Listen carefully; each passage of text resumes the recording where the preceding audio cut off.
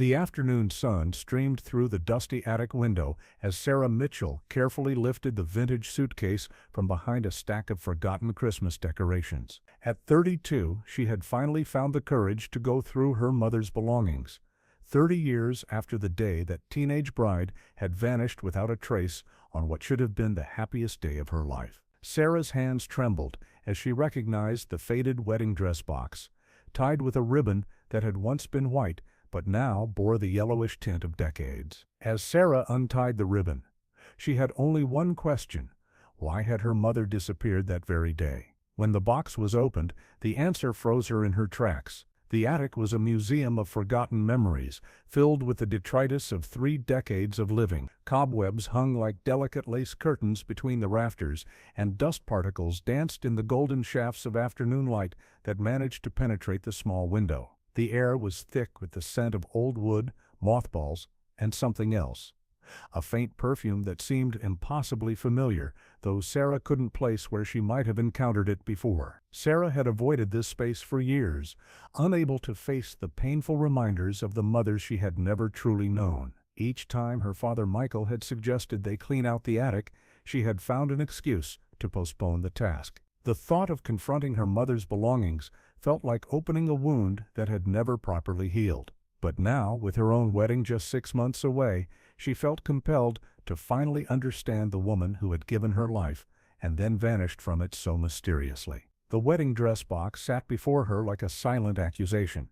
It was larger than she had expected, crafted from sturdy cardboard that had somehow survived 3 decades in the attic's fluctuating temperatures. The corners were reinforced with small pieces of yellowed tape, and the entire box was wrapped in a protective layer of tissue paper that crackled as she touched it. Someone had taken great care to preserve whatever was inside, treating it not as abandoned storage, but as a sacred trust. The ribbon that bound the box was silk, Sarah realized as she examined it more closely. What had once been pristine white had faded to the color of old ivory, and the fabric felt fragile beneath her fingers. The bow itself was elaborate, tied with the kind of precision that spoke of ceremony and intention. This wasn't just a hastily packed box of memories. It was a deliberate act of preservation, as if someone had known that one day these contents would be needed. As Sarah worked to untie the ribbon, her mind wandered to the few things she knew about her mother's disappearance. The official story, as told by her father and the other adults in her life, was simple but unsatisfying. Rebecca Hart had suffered from pre-wedding jitters and had simply decided she wasn't ready for marriage and motherhood. She had left a brief note saying she needed time to think and had never been seen again. The police had investigated, but with no evidence of foul play and a note suggesting voluntary departure, the case had quickly gone cold. But Sarah had always sensed there was more to the story. She had caught glimpses of it in her father's eyes when he thought she wasn't looking. A pain that went deeper than disappointment, a fear that seemed to lurk just beneath the surface of his carefully constructed composure. She had overheard whispered conversations between her father and other family members, fragments of sentences that hinted at secrets and concerns that went far beyond a simple case of cold feet. She was so scared those last few weeks, she had once heard her aunt whisper to her father, "Something was terrifying her, Michael." "I don't think she just ran away." "Don't?" her father had replied sharply. "Sarah doesn't need to hear that kind of speculation. Rebecca made her choice, and we have to live with it." But now, as Sarah finally lifted the lid of the wedding dress box, she was about to discover that her aunt's instincts had been correct. Rebecca Hart hadn't simply run away.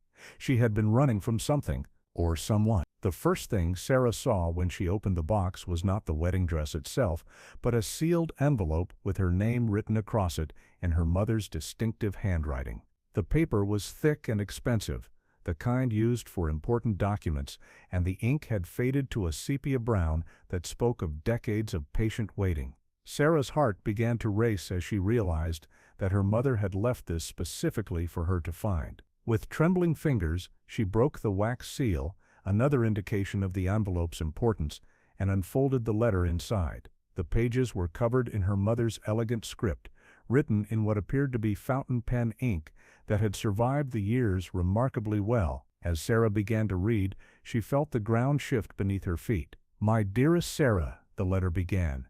If you are reading this, then I am gone and you are old enough to understand the truth. I pray to God that you have had a good life, that Michael has been the father you deserved, and that you have found happiness despite my absence. But there are things you must know, terrible things that I discovered too late to change my fate, but not too late to protect you." Sarah's vision blurred as she continued reading, each word striking her like a physical blow. The letter detailed a story so shocking that she had to stop several times to compose herself before continuing. Her mother hadn't abandoned her family on a whim or out of fear of commitment. She had uncovered a truth so horrifying that it had put both her and her unborn child in mortal danger. "The man I was supposed to marry," Rebecca had written, "Michael Chen, is a good man who has shown me nothing but kindness and respect, but he is not the father of my child.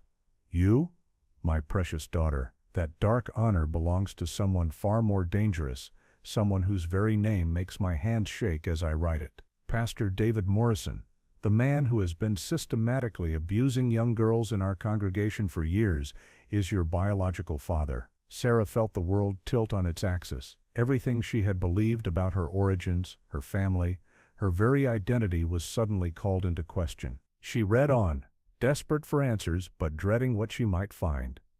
"I was 16 when Pastor Morrison first approached me for counseling," the letter continued.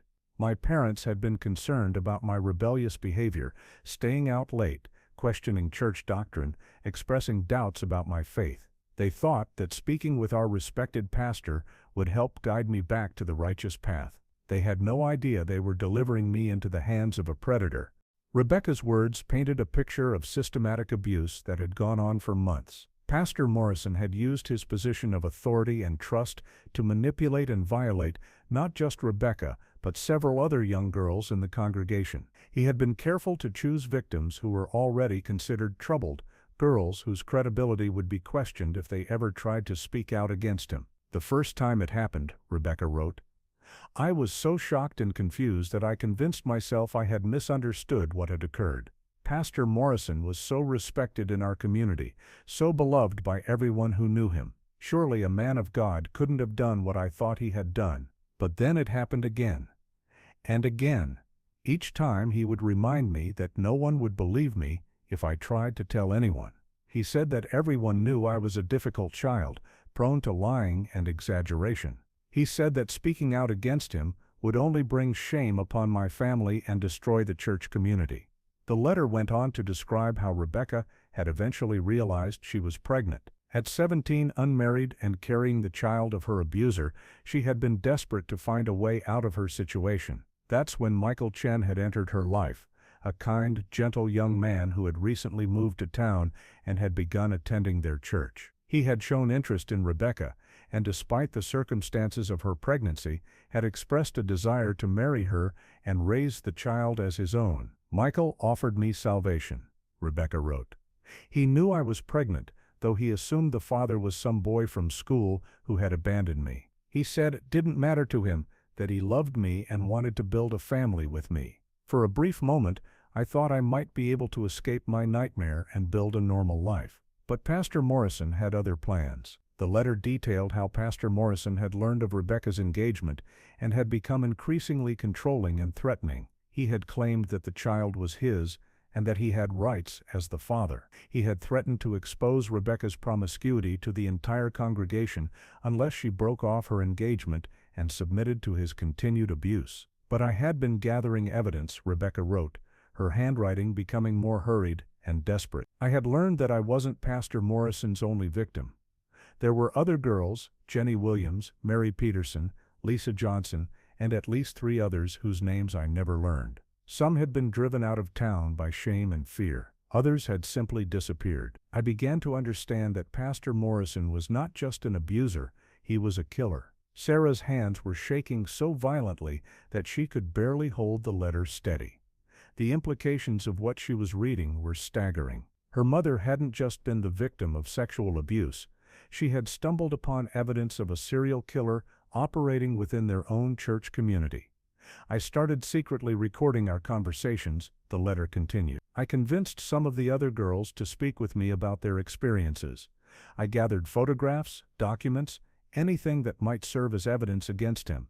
I was planning to go to the police after the wedding, thinking that being married would give me some protection and credibility. But Pastor Morrison discovered what I was doing.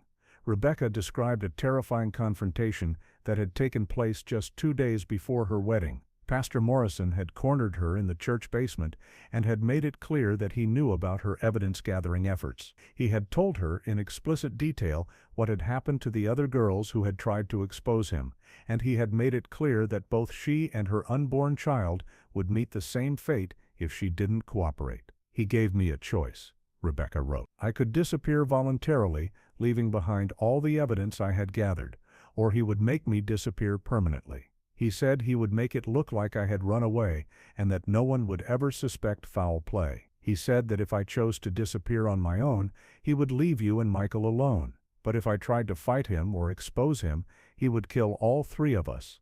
The letter went on to explain Rebecca's desperate plan. She had decided to fake her own disappearance, hoping that her absence would satisfy Pastor Morrison and keep her daughter safe. She had prepared a hiding place in the mountains where she planned to wait until she could figure out a way to safely expose Morrison's crimes without putting her family at risk.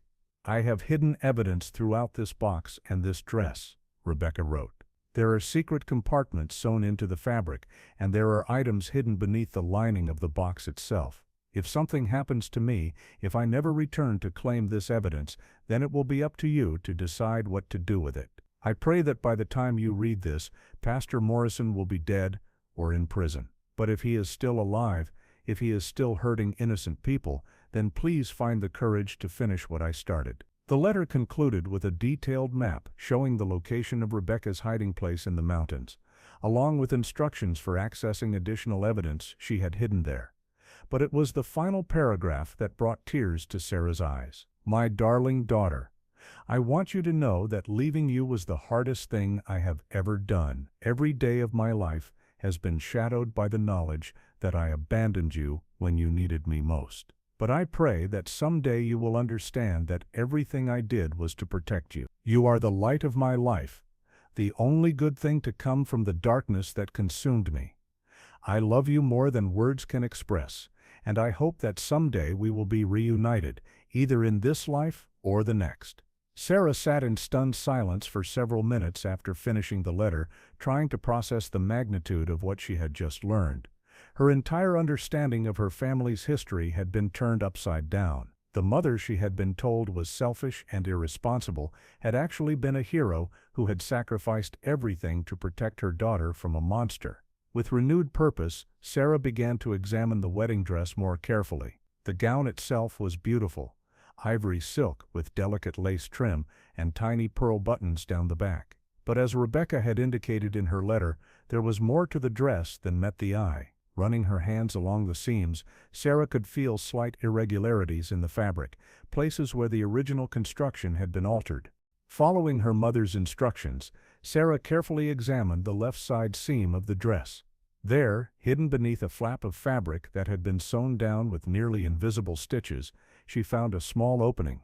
Inside was a waterproof pouch containing a cassette tape, several photographs, and a collection of documents that would have been devastating to Pastor Morrison's reputation and freedom.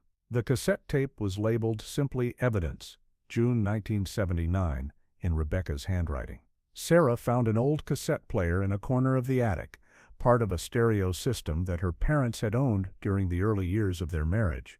With trembling hands, she inserted the tape and pressed play. The sound quality was poor, but the voices were clear enough to understand. The first voice she heard was her mother's, young and frightened but determined to document what she had discovered. "My name is Rebecca Hart, and I am making this recording on June 13, 1979, 2 days before my scheduled wedding to Michael Chen. What I am about to say will shock anyone who hears it, but I swear on my unborn child's life that every word is true. Pastor David Morrison of the First Baptist Church of Millbrook has been systematically sexually abusing young girls in our congregation for at least 3 years. I have evidence of his crimes, and I have testimony from multiple victims." The tape continued with Rebecca's detailed account of Pastor Morrison's pattern of abuse. She had interviewed at least 6 different girls, all between the ages of 14 and 17, who had been victimized by the pastor. Their voices, distorted by fear and shame, could be heard on the recording as they described the abuse they had suffered.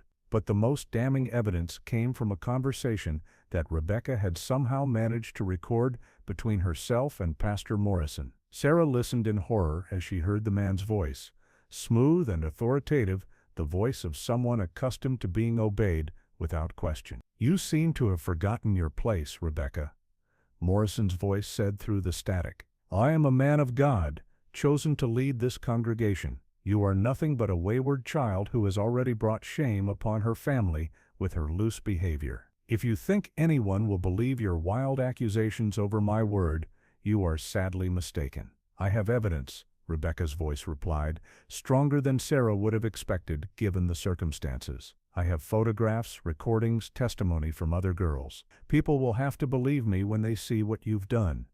Morrison's laugh was cold and predatory.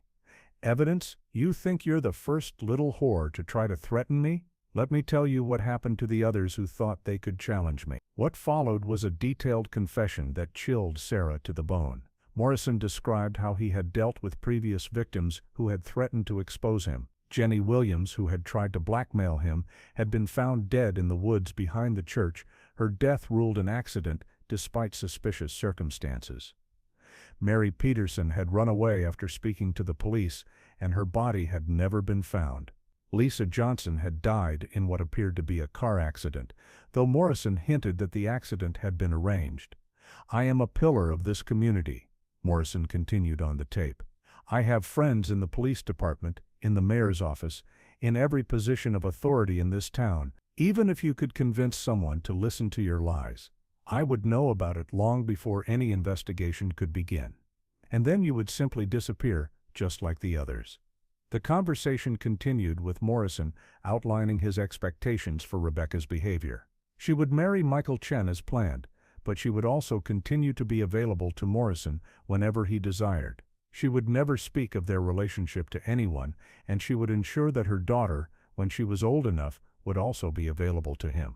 "Your bastard child carries my blood," Morrison said with obvious satisfaction. "She will grow up to serve me just as you have. It's a family tradition now." Sarah had to stop the tape at that point, overcome by nausea and rage. The casual way Morrison had discussed the abuse of children, including her own future abuse, was beyond comprehension. She understood now why her mother had been so desperate to escape, why she had been willing to sacrifice everything to keep her daughter away from this monster. The photographs in the pouch told their own horrifying story. Rebecca had somehow managed to take pictures of Morrison with several of his victims, including herself. The images were disturbing.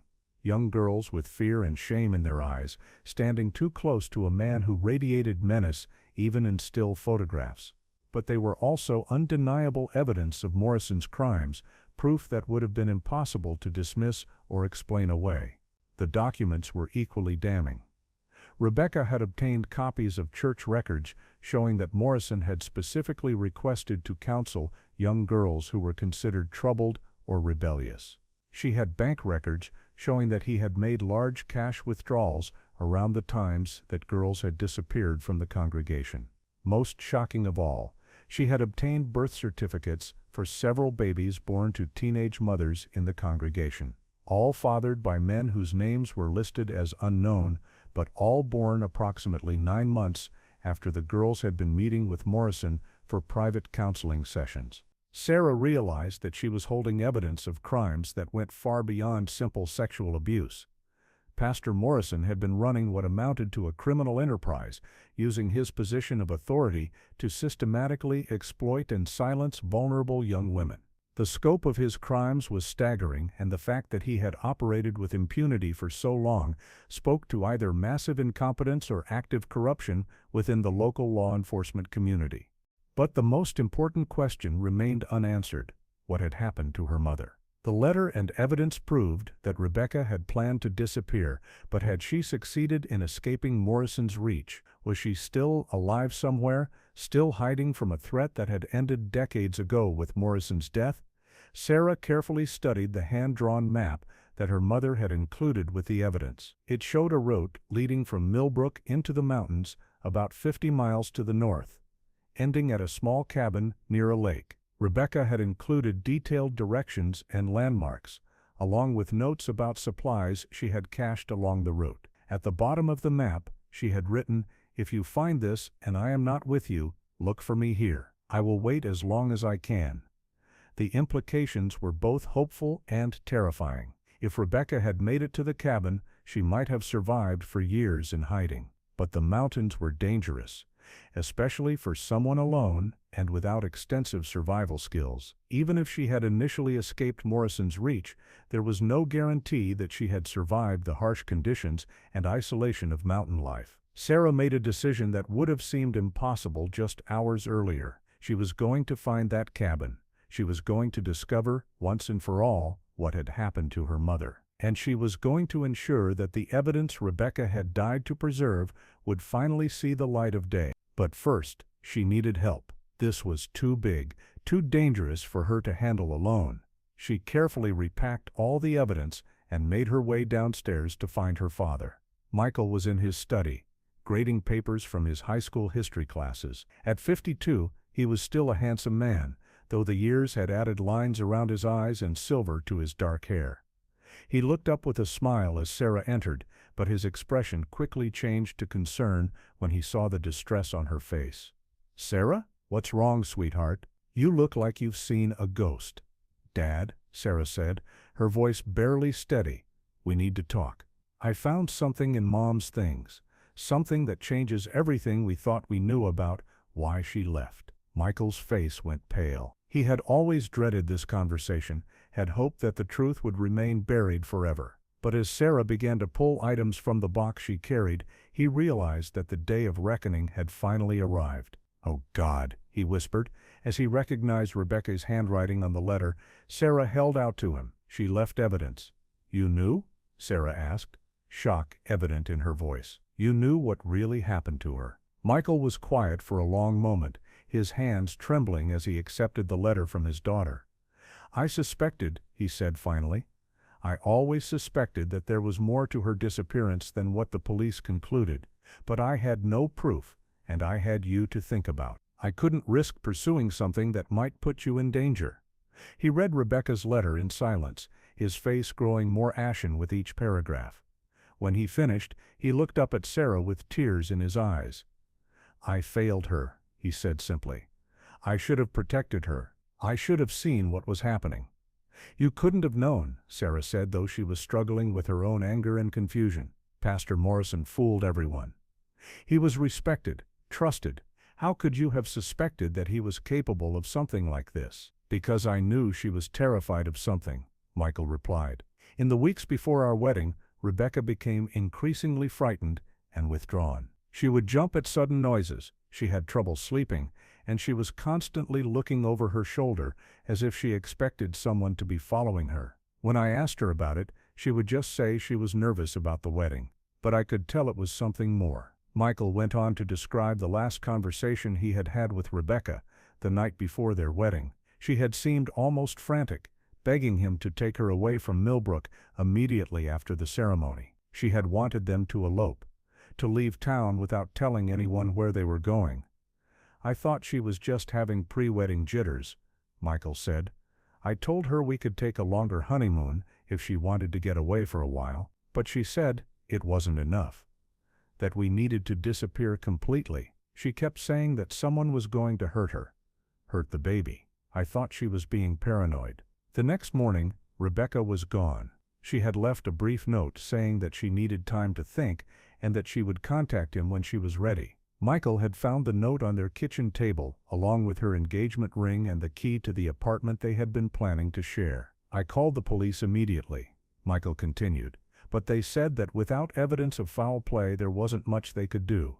They treated it as a voluntary disappearance, a case of cold feet that had gotten out of hand. They said that young brides sometimes panicked and ran away, and that she would probably come back on her own when she was ready. But Rebecca never came back. Days turned into weeks, weeks into months, and still there was no word from the woman Michael had planned to marry. The police investigation was perfunctory at best, hampered by the assumption that Rebecca had simply chosen to leave. They interviewed a few people, including Pastor Morrison, but found no evidence of criminal activity. Pastor Morrison was actually one of the most helpful people during the search, Michael said bitterly. He organized prayer vigils. He comforted me when I was despairing. He even helped me take care of you after you were born. I thought he was being genuinely compassionate. I had no idea he was the reason she was gone. Sarah felt sick as she imagined Morrison's satisfaction at playing the role of the concerned pastor while knowing exactly what had happened to Rebecca. The audacity of his deception was breathtaking. He had comforted the very people whose lives he had destroyed, all while maintaining his facade of righteousness. "What happened after I was born?" Sarah asked. "How did you manage as a single father?" Michael smiled sadly. "It wasn't easy. But I had help from the church community. Ironically enough, Pastor Morrison arranged for several of the church ladies to help with childcare and household duties. I thought it was Christian charity. Now I realize he was probably keeping an eye on us, making sure we didn't discover anything that might lead us to the truth." The conversation was interrupted by the ringing of Sarah's cell phone. She glanced at the caller ID and saw that it was her fiancé, David, probably wondering why she hadn't returned his calls from earlier in the day. "I should take this," she said, stepping out of the room to answer the phone. "Sarah, I've been trying to reach you all day. Is everything okay?" David's voice was warm and concerned, and Sarah felt a sudden overwhelming need to be in his arms, to feel safe and loved in the midst of the chaos that had consumed her day. "I'm okay," she said, though it wasn't entirely true. "I'm sorry I didn't call back. Something's come up with my family, and I've been dealing with it all afternoon. Do you want me to come over? You sound upset." Sarah considered the offer. David was a good man, kind, patient, and supportive, and she knew he would want to help her through this crisis. But she also knew that what she had discovered about her mother was too dangerous, too sensitive to share with anyone outside the immediate family until she had decided what to do with the information. "Not tonight," she said. "I need to work through some things with my dad first. But maybe tomorrow we can talk." "Of course. I love you, Sarah. Whatever's going on, we'll figure it out together." After ending the call, Sarah returned to her father's study to find him poring over the documents and photographs Rebecca had left behind. His face was grim as he studied the evidence of Morrison's crimes. "This is incredible," he said without looking up. "She documented everything: names, dates, locations. She even has financial records showing suspicious transactions. This isn't just evidence of abuse, it's evidence of a systematic criminal enterprise." "Dad, we have to take this to the police," Sarah said. "These other girls, their families, they deserve to know what happened. And there might be other victims, people who are still alive and still suffering because of what Morrison did." Michael nodded slowly. "You're right, of course, but we need to be careful about how we approach this. Morrison may be dead, but that doesn't mean his crimes won't have repercussions for living people. Some of these victims may not want their experiences made public. And if there were other people involved, if Morrison had accomplices or if there was a cover-up, then we could be putting ourselves in danger by pursuing this." They spent the next several hours going through all of Rebecca's evidence, trying to piece together a complete picture of Morrison's crimes and their scope. What emerged was a pattern of abuse and murder that had spanned at least 5 years, from 1974 until Rebecca's disappearance in 1979. During that time, Morrison had abused at least a dozen young girls, and at least 4 of them had subsequently disappeared or died under suspicious circumstances. The most disturbing revelation was that Morrison's crimes hadn't been entirely secret. Rebecca's evidence suggested that certain members of the church leadership and local law enforcement had been aware of at least some of his activities, but had chosen to protect him rather than his victims. The reasons were unclear. It could have been corruption, blackmail, or simply the reluctance of powerful men to believe that one of their own could be capable of such evil. As the evening wore on, Sarah found herself thinking more and more about the map her mother had left behind. Rebecca had gone to great lengths to document her intended hiding place, suggesting that she had genuinely hoped to survive long enough to eventually return and reclaim her evidence. The question that haunted Sarah was whether her mother had made it to that cabin, and if so, what had become of her there. "Dad," she said finally, "I want to go to the mountains. I want to find that cabin and see what happened to her." Michael looked up from the documents he had been studying. "Sarah, that was 30 years ago. Even if she made it to the cabin, even if she survived for a while, the chances that she's still alive are practically zero. And the mountains can be dangerous, especially if you don't know what you're doing." "But we have to try," Sarah insisted. "She left us this map for a reason. She wanted us to find her if something happened. We owe it to her to at least look." Michael was quiet for a long moment, weighing the risks and benefits of such a search. Finally he nodded. "You're right, we do owe her that much. But we're not going alone, and we're not going unprepared. I have a friend who's an experienced hiker and survivalist. If we're going to do this, we're going to do it safely." The friend Michael referred to was Tom Bradley, a retired forest ranger who had helped coordinate search and rescue operations in the area for over 20 years. Tom had been a colleague of Michael's at the high school until his retirement 5 years earlier, and the two men had remained close friends. If anyone could help them navigate the dangers of searching for a decades-old trail in the wilderness, it would be Tom. They called Tom that evening and explained the situation, though they were careful not to reveal all the details about Rebecca's evidence until they could meet with him in person. Tom was intrigued by the mystery and agreed to help them plan a search expedition. They arranged to meet the following morning to discuss the logistics of the search. That night, Sarah lay awake, thinking about her mother and the incredible courage she had shown in the face of unimaginable terror. Rebecca had been just a teenager when she had decided to stand up against a powerful predator, knowing that doing so could cost her everything. She had gathered evidence, documented crimes, and ultimately sacrificed her own freedom to protect her daughter from the same fate that had befallen so many other young women. The next morning, Tom Bradley arrived at Michael's house carrying a collection of topographical maps and survival gear. He was a tall, lean man in his early 60s, with the weathered appearance of someone who had spent most of his life outdoors. His gray beard and kind eyes gave him the appearance of a benevolent mountain man, and Sarah felt immediately comfortable with him. "Show me this map your mother left," Tom said after Michael had explained the basic situation. Sarah spread Rebecca's hand-drawn map on the kitchen table, and Tom studied it carefully, comparing it to his own detailed topographical maps of the region. "She knew what she was doing," Tom said after several minutes of examination. "This route follows established hiking trails for most of the way, but then branches off into some pretty remote territory. The cabin she's marked here is in an area that most hikers never see. It's too far off the beaten path for casual recreation, but it's accessible if you know where you're going." Tom traced the route with his finger, noting landmarks and potential hazards along the way. The journey would take them through approximately 30 miles of increasingly rugged terrain, culminating in a steep climb to a high mountain valley where the cabin was supposedly located. "The good news is that this area hasn't changed much in the past 30 years, Tom continued. "The trails are still there, and most of the landmarks your mother noted should still be recognizable. The bad news is that it's going to be a challenging hike, and we need to be prepared for the possibility that we won't find anything useful after all this time." They spent the morning planning their expedition, gathering supplies and equipment, and reviewing safety protocols. Tom estimated that the round trip would take at least 3 days, possibly longer, depending on weather conditions and what they might find at the cabin site. Sarah called in sick to work for the rest of the week,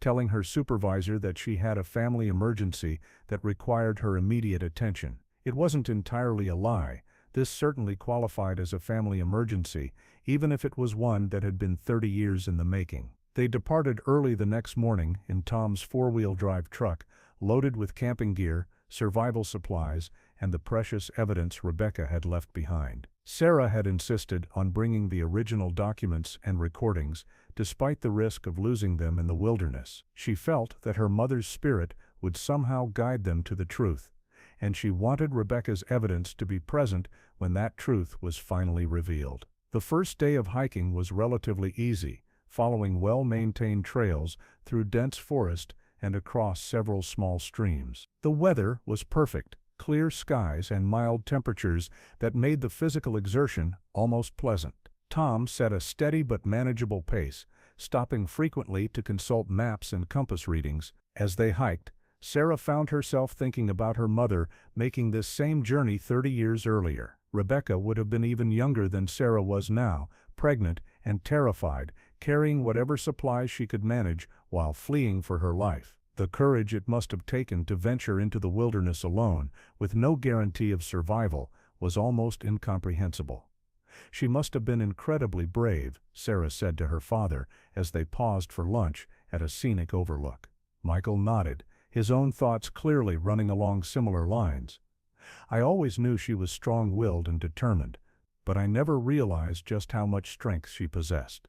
What she did, gathering that evidence, standing up to Morrison, sacrificing her own safety to protect you, that takes a kind of courage that most people never have to find within themselves." The second day of hiking was more challenging, as they left the established trails and began following Rebecca's hand-drawn directions into less familiar territory. The terrain became steeper and more rugged, and they had to navigate several difficult river crossings and rocky climbs. But Tom's experience and preparation proved invaluable, and they made steady progress toward their destination. It was late in the afternoon of the second day when they finally reached the high mountain valley where Rebecca's map indicated the cabin should be located. The valley was breathtakingly beautiful, a hidden paradise surrounded by towering peaks and fed by a crystal-clear lake that reflected the sky like a mirror. But it was also eerily silent, devoid of the sounds of civilization that most people took for granted. "There," Tom said, pointing to a small structure barely visible through the trees on the far side of the lake. "That has to be it." They approached the cabin cautiously, unsure of what they might find after so many years. The building was smaller than Sarah had expected, little more than a one-room shack with a stone chimney and a small porch facing the lake. The roof had partially collapsed, and the windows were boarded up with rough-cut planks. Vegetation had grown up around the foundation, giving the cabin the appearance of something that was being slowly reclaimed by the wilderness. But there were signs that someone had lived here, and relatively recently. A small garden plot beside the cabin was overgrown with weeds, but the organized layout of the plants suggested human cultivation rather than natural growth. Hanging from a line stretched between two trees were the rotted remains of clothing, including what appeared to be a woman's dress. "Mom," Sarah whispered, her voice caught between hope and heartbreak.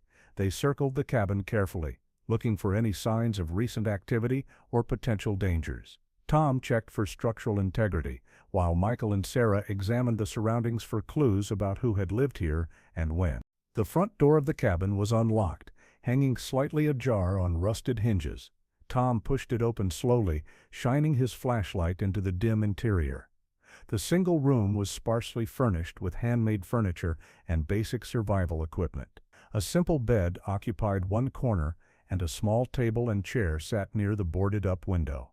The stone fireplace showed signs of recent use, though recent in this context could mean anything from days to decades. But it was what they found on the table that confirmed their worst fears and their greatest hopes. There, carefully preserved in a protective plastic bag, was a journal bound in worn leather.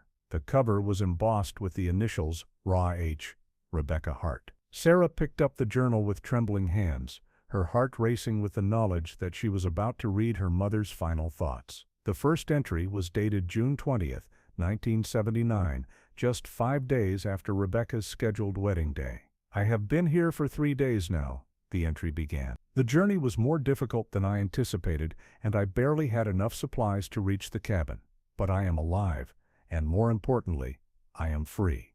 For the first time in months, I can breathe without fear that Pastor Morrison will appear around the next corner." Sarah read on, tears streaming down her face as she absorbed her mother's words. The journal chronicled Rebecca's early days in the cabin, her efforts to make the primitive shelter habitable, and her constant worry about the daughter she had left behind.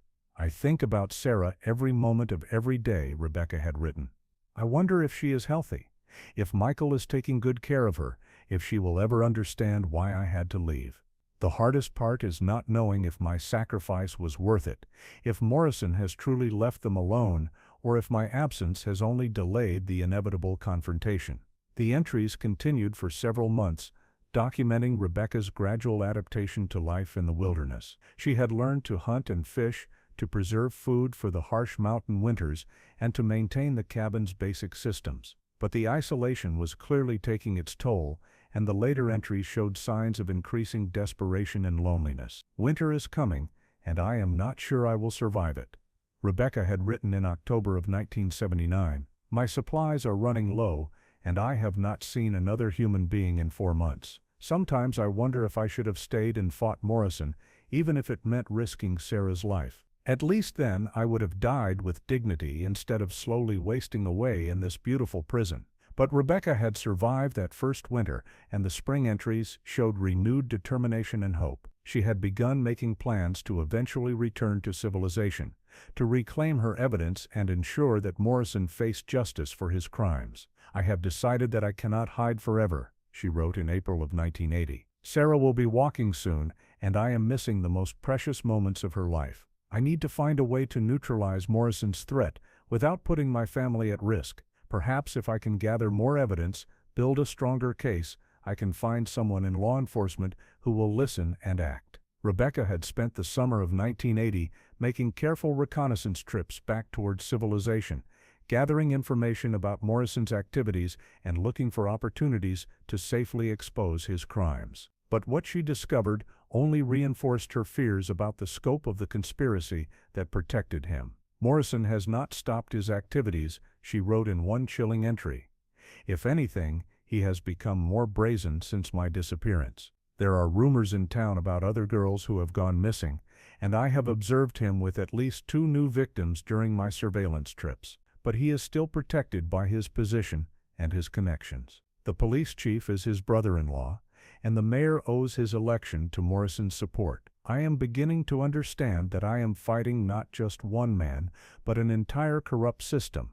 The journal entries became less frequent as time passed, but they continued for several more years. Rebecca had established a routine of spending summers at the cabin and winters in a small cave system she had discovered nearby, where she could survive the harsh mountain weather. She had become surprisingly proficient at wilderness survival, but the isolation was slowly destroying her psychologically. "I am losing myself," she wrote in 1983. "Sometimes I go days without speaking aloud, and when I do speak, my voice sounds strange and unfamiliar. I have conversations with Sarah in my head, imagining what she might say, how she might laugh, what questions she might ask.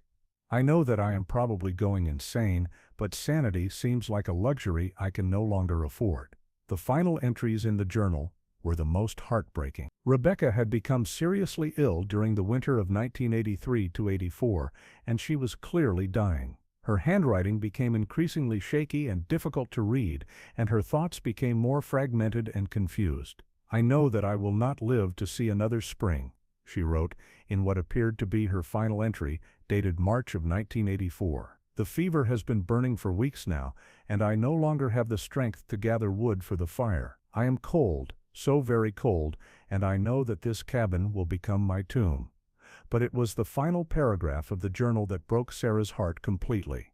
"Sarah, my darling daughter, if you ever read these words, please know that you were the light that kept me alive through 5 years of darkness. Every sunrise I witnessed in these mountains, every star-filled night, every moment of beauty in this terrible exile, all of it was made meaningful by my love for you. I pray that you have grown up happy and safe, that Michael has been the father you deserved, and that someday you will understand why I had to leave.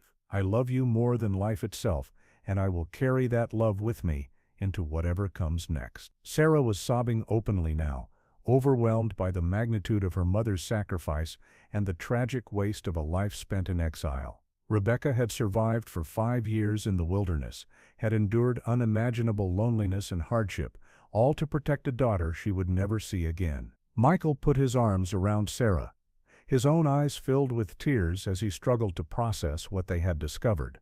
"She never stopped loving you," he said softly.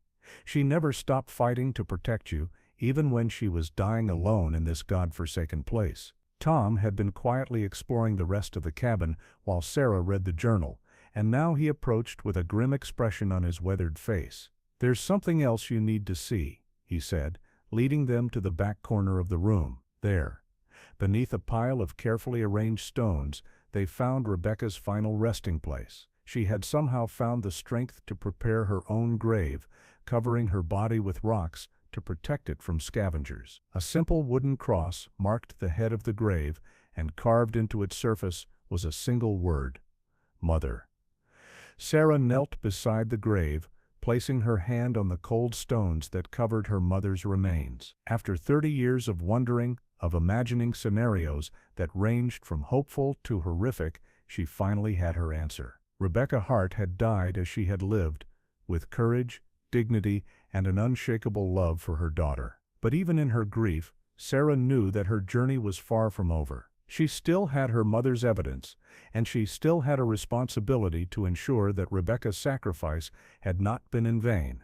The other victims, the families who had never learned the truth about their missing daughters, deserved to know what had happened. And if there were still living accomplices who had helped Morrison escape justice, they needed to be held accountable for their crimes. They spent that night in the cabin, keeping vigil beside Rebecca's grave and reading through the rest of her journal by firelight. Tom had brought portable camping stoves and sleeping gear, and they were able to make the space reasonably comfortable despite its deteriorated condition. As Sarah lay in her sleeping bag, staring up at the star-filled sky through the gaps in the collapsed roof, she thought about the incredible journey that had brought her to this moment. Just 3 days earlier, she had been a normal woman preparing for her wedding, concerned with ordinary problems like flowers and guest lists. Now, she was lying beside her mother's grave in a remote mountain cabin, holding evidence of crimes that had shattered multiple families and corrupted an entire community. The next morning, they carefully documented everything they had found at the cabin. Tom took photographs of the grave, the journal, and the cabin itself, while Michael made detailed notes about the condition of Rebecca's remains and the circumstances of her death. Sarah read through the journal one more time, looking for any additional clues that might help them understand the full scope of Morrison's crimes. They decided to leave Rebecca's body where it lay, at least for the time being. Moving her remains would require extensive coordination with law enforcement and the coroner's office, and they wanted to be careful not to compromise the evidence by handling it improperly. Instead, they took detailed measurements and photographs that would allow investigators to locate the grave when the time came for a proper recovery operation. The hike back to civilization gave Sarah time to process what she had learned and to think about what she wanted to do next. She was no longer the same person who had climbed into that dusty attic just a few days earlier. The discovery of her mother's true story had fundamentally changed her understanding of herself, her family, and her place in the world. When they finally reached Tom's truck and began the drive back to Millbrook, Sarah made a decision that would have seemed impossible just a week earlier. She was going to take her mother's evidence to the authorities, regardless of the personal cost or the potential dangers. Rebecca had died to protect this evidence, and Sarah was not going to let that sacrifice be meaningless. Their first stop was the Millbrook Police Department, where they requested a meeting with the detective in charge of cold cases. Detective Robert Hansen was a veteran investigator who had been with the department for over 20 years, though he had not been involved in the original investigation of Rebecca's disappearance. He listened carefully as Sarah and Michael explained what they had discovered, and his expression grew increasingly serious as they showed him Rebecca's evidence. "This is incredible," Detective Hansen said, examining the cassette tapes and photographs with obvious amazement. "I've seen a lot of cases in my career, but I've never encountered anything quite like this. Your mother was remarkably thorough in documenting these crimes." Hansen explained that Pastor Morrison had indeed died of a heart attack in 1985, so there would be no possibility of prosecuting him directly. But the evidence Rebecca had gathered could still be used to investigate other aspects of the case: potential accomplices, cover-ups, and connections to other unsolved crimes. "We'll need to coordinate with the state police and possibly the FBI," Hansen continued. "If your mother was right about the scope of this conspiracy, it could involve corruption at multiple levels of local government. that's beyond our resources to investigate properly. The detective arranged for Sarah and Michael to meet with a joint task force that included representatives from the state police, the FBI, and the district attorney's office. The meeting was scheduled for the following week, giving Sarah time to prepare emotionally for what would undoubtedly be an intense and difficult process. In the meantime, word of the discovery began to spread through the community. Sarah had tried to keep the investigation quiet, but in a small town like Millbrook, secrets were hard to maintain. Within days, local reporters were calling her house, asking for interviews about the cold case breakthrough that everyone was talking about. The attention was overwhelming and unwelcome. Sarah had never wanted to be the center of a media circus, and she was particularly concerned about the impact on the other victims and their families. These were people who had suffered terrible trauma, and she didn't want to cause them additional pain by forcing their experiences into the public spotlight. But as the investigation gained momentum, it became clear that publicity was inevitable. The scope of Morrison's crimes and the evidence of corruption in the local government made this a story of regional and even national significance. Sarah realized that she would need to be prepared to speak publicly about her mother's story, both to honor Rebecca's memory and to encourage other victims to come forward. The Joint Task Force meeting was held in the district attorney's office in the county seat, about an hour's drive from Millbrook. Sarah arrived with Michael and a lawyer they had hired to help navigate the complex legal and procedural issues involved in the case. The conference room was crowded with investigators, prosecutors, and various other officials who had been assigned to work on the case. Sarah spent several hours going through Rebecca's evidence piece by piece, explaining how each document or recording fit into the larger pattern of Morrison's crimes. The investigators were particularly interested in the financial records, which suggested that Morrison had been using church funds to pay for his criminal activities and to silence potential witnesses. This level of financial manipulation would have required assistance from other people, explained Agent Maria Rodriguez from the FBI's white-collar crime unit. Bank officials, church treasurers, possibly even local government officials who might have helped launder money or cover up suspicious transactions. The investigation quickly expanded beyond Morrison's direct crimes to encompass what appeared to be a broader conspiracy of corruption and cover-up. The task force began interviewing current and former church officials, bank employees, and local government workers who might have information about Morrison's activities or the efforts to conceal them. Several of these interviews revealed disturbing information about the culture of silence and intimidation that had allowed Morrison to operate with impunity for so long. Former church members described feeling afraid to speak out against the pastor, even when they suspected something was wrong. Bank employees admitted to ignoring suspicious financial transactions because Morrison was such an important and respected customer. Local officials acknowledged that they had received complaints about Morrison's behavior but had dismissed them without proper investigation. As the investigation progressed, other victims began to come forward. Some were women who had been abused by Morrison but had never reported it due to fear and shame. Others were family members of the girls who had disappeared, people who had always suspected that their loved ones' deaths or disappearances were not what they appeared to be. One of the most heartbreaking testimonies came from Margaret Williams, the mother of Jenny Williams, one of the girls Morrison had allegedly murdered. Margaret had spent 30 years believing that her daughter had died in an accident, but Rebecca's evidence suggested that Jenny had actually been killed because she had threatened to expose Morrison's crimes. "I always knew there was something wrong with the official story," Margaret told the investigators through her tears. "Jenny was a strong swimmer, and she knew those woods better than anyone. The idea that she would just fall into the river and drown never made sense to me. But when I tried to push for a more thorough investigation, I was told that I was just a grieving mother who couldn't accept the truth." The task force reopened the cases of all the girls who had died or disappeared during Morrison's tenure as pastor. Using modern forensic techniques and Rebecca's evidence as a guide, they were able to find new clues and connections that had been missed or ignored during the original investigations.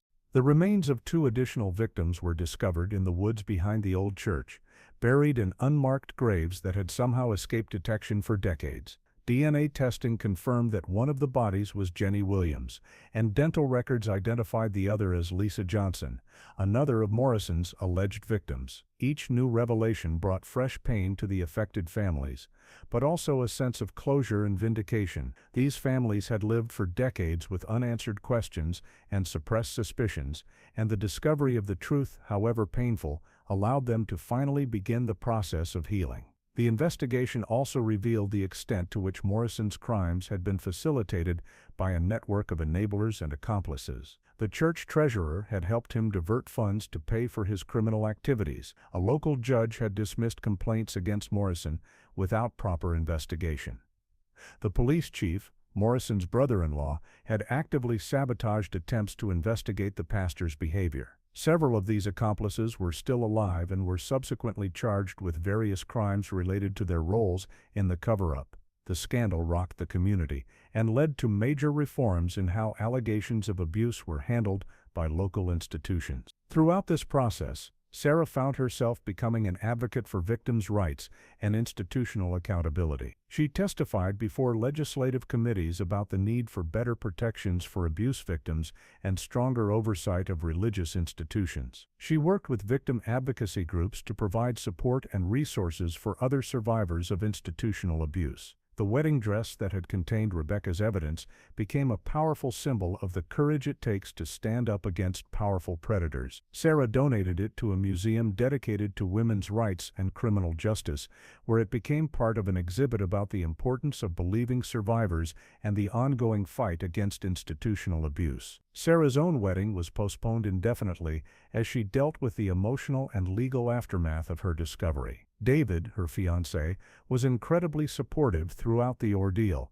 but Sarah found herself struggling to focus on personal happiness while so many families were still dealing with the trauma of learning the truth about their loved ones. "I need time to process all of this," she told David during one of their difficult conversations about their relationship. "I feel like I've been living someone else's life, and I need to figure out who I really am now that I know the truth about my mother." David was understanding, though Sarah could see the hurt in his eyes. "I'll wait," he said simply.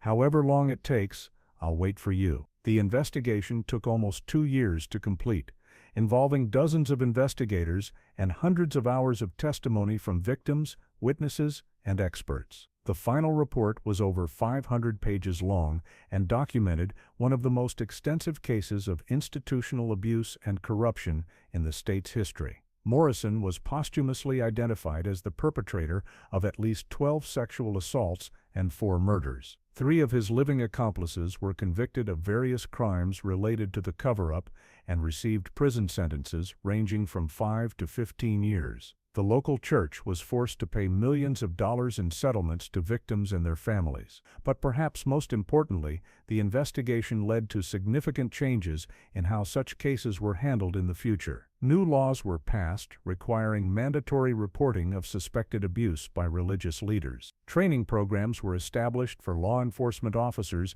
dealing with sensitive cases, and support services were expanded for survivors of institutional abuse. As the legal proceedings finally drew to a close, Sarah found herself thinking more and more about her mother's final resting place in that remote mountain cabin. Rebecca had died believing that her sacrifice might have been meaningless, that her evidence might never be found or acted upon. But her courage had ultimately led to justice for dozens of victims and had created lasting changes that would protect future generations. Sarah organized a memorial service for her mother, held at the site of the old church where Morrison had committed so many of his crimes. The building had been torn down years earlier, but the space was now marked by a small memorial garden dedicated to Morrison's victims. Dozens of people attended the service: survivors, family members, investigators, and community members who had been touched by Rebecca's story. Sarah spoke about her mother's courage and sacrifice, and about the importance of speaking truth to power even when the cost is enormous. "My mother gave up everything to protect me and to preserve evidence that would eventually bring justice to Morrison's victims," Sarah said, her voice strong despite her tears. "She died alone in the wilderness, far from everyone she loved, but she never stopped fighting for what was right. Her courage saved my life, and it has saved the lives of countless others who might have become Morrison's victims if his crimes had remained hidden. After the memorial service, Sarah made a decision that surprised even herself. She was going to return to the mountain cabin where her mother had died, not just to visit, but to stay there for an extended period. She wanted to understand what her mother had experienced, to walk in her footsteps, and to find some kind of peace with the knowledge of Rebecca's sacrifice. Tom Bradley, the retired forest ranger who had helped her find the cabin, agreed to help her prepare for an extended wilderness stay. They spent weeks gathering supplies and equipment, and Tom provided intensive training in wilderness survival skills. "Are you sure about this?" Michael asked as Sarah prepared for her journey. "It's going to be dangerous and lonely up there, especially during the winter months." "I need to do this," Sarah replied. "I need to understand what she went through, what gave her the strength to survive for 5 years in that place. And I need to be alone with her memory for a while, away from all the legal proceedings and media attention." Sarah spent 6 months living in the restored cabin, experiencing the same isolation and challenges that her mother had faced decades earlier. She hunted and fished for food, maintained the cabin's basic systems, and spent long hours reading Rebecca's journal and trying to understand the woman who had given her life. The experience was transformative. Living in the wilderness, away from the distractions and complexities of modern life, Sarah began to understand the kind of inner strength that had allowed her mother to survive for so long in such difficult circumstances. She also began to heal from the trauma of learning the truth about her family's history. During her time at the cabin, Sarah began writing her own journal, documenting her experiences and her thoughts about her mother's legacy. These writings would eventually become a book about Rebecca's story and its impact on the fight against institutional abuse. When Sarah finally returned to civilization, she was a changed person. The experience of living in her mother's footsteps had given her a deep sense of peace and purpose. She was ready to move forward with her life, but she was also committed to continuing her mother's fight for justice and protection of the innocent. She and David were married the following spring in a small ceremony that honored both her mother's memory and their hope for the future. Sarah wore a new wedding dress, but she carried a bouquet that included flowers from the memorial garden where her mother's service had been held. The marriage was strong and happy, built on a foundation of shared values and mutual respect that had been tested by the challenges of the previous years. David had proven himself to be a man of integrity and compassion, someone who could be trusted with the most difficult truths and who would stand by Sarah through whatever challenges they might face. Sarah and David eventually had 3 children, 2 daughters and a son, and Sarah made sure that they grew up knowing the story of their grandmother's courage.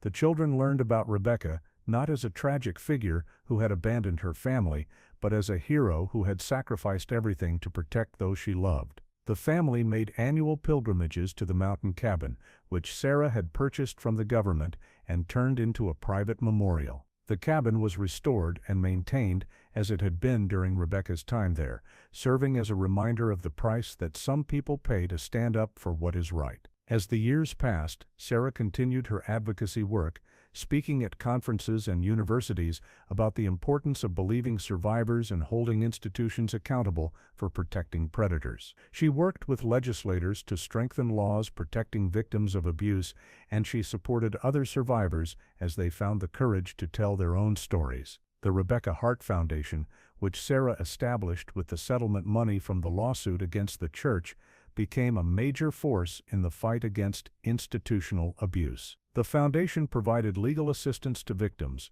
funded research into the causes and prevention of institutional abuse, and supported legislative efforts to strengthen protections for vulnerable people. Sarah's book about her mother's story became a bestseller and was eventually adapted into a documentary film that won several awards and reached millions of viewers around the world. The story of the teenage bride who vanished on her wedding day and the daughter who discovered the truth 30 years later inspired countless other survivors to come forward and seek justice. But perhaps the most important legacy of Rebecca's story was the change it brought to how society deals with allegations of abuse by people in positions of authority. The case became a landmark example of the importance of thorough investigation, the need to believe survivors, and the devastating consequences of institutional cover-ups. As Sarah grew older, she often reflected on the chain of events that had led from that dusty attic to the transformation of her community and beyond. If she hadn't found the courage to open that wedding dress box,